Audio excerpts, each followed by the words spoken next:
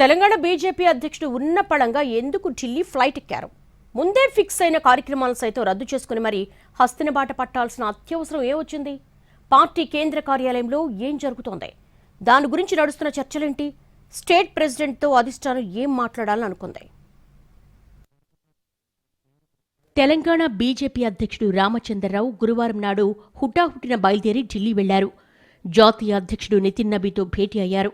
రాష్ట్రంలో ముందుగా ఫిక్స్ అయిన కార్యక్రమాలు అన్నింటినీ రద్దు చేసుకుని మరీ హస్తిన బాట పట్టడం పార్టీ వర్గాల్లో హాట్ టాపిక్ అయింది.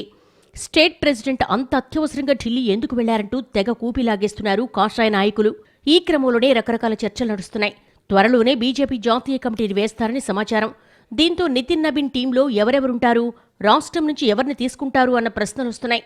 స్టేట్ చీఫ్ ఎవరెవరి పేర్లు ఇచ్చి ఉంటారంటూ నేతలంతా ఎవరి సోర్సులో వాళ్ళు ఆరా తీస్తున్నారు. ఇదే ఊపులో పార్టీ జాతీయ కమిటీ ఆశావాహులు కూడా లాబింగ్ మొదలుపెట్టేశారట. ఈ నెలాఖరులోపు బీజేపీ జాతీయ కమిటీని ప్రకటిస్తారని పార్టీలో మాట్లాడుకుంటున్నారు. ఈ క్రమంలోనే రామచంద్రరావు ఢిల్లీ వెళ్లి పార్టీ చీఫ్ను కలిశారనే మాట ఆయన సన్నిహిత వర్గాల నుంచి వినిపిస్తోంది. కేంద్ర కమిటీలో ఎవరికి ఛాన్స్ ఇవ్వాలన్న విషయమై ఇప్పటికే రాష్ట్రం నుంచి ఒక టీం ఢిల్లీ వెళ్లిందట. దాని గురించే నితిన్ నబీన్ రామచంద్రరావు చర్చించుకునుంటారని అంచనా వేస్తున్నారు. జాతీయ పదాధికారులు ఎవరెవరిని తీసుకోవాలన్న విషయంలో వివిధ సమీకరణాలను పరిగణలోకి తీసుకోబోతున్నట్టుగా తెలుస్తోంది. గతంలో నడ్డా కమిటీలో తెలంగాణ నుంచి డీకే అరుణ పార్టీ జాతీయ ఉపాధ్యక్షురాలయ్యారు.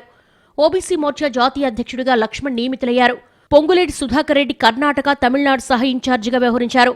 ఇక జాతీయ కార్యవర్గ సభ్యులుగా కిషన్ రెడ్డి, జితేందర్ రెడ్డి, గరికపాటి మోహన్ రావు, ఇంద్రసేనారెడ్డి, జాతీయ కార్యవర్గ ప్రత్యేక ఆహ్వానితులుగా ఈటెల రాజేందర్, విజయశాంతి ఉన్నారు. ఈ పరిస్థితుల్లో ఇప్పుడు కొత్తగా ఎవరికి అవకాశం వస్తుంది అన్న చర్చ నడుస్తోంది.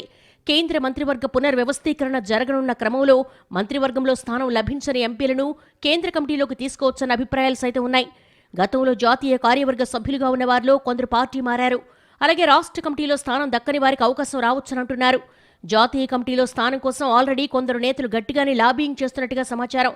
తమకున్న పరిచయాలతో ఢిల్లీ పెద్దలను కలుస్తున్నారట. ప్రస్తుతం తెలంగాణ కాషాయ వర్గాల్లో ఇదే హాట్ టాపిక్.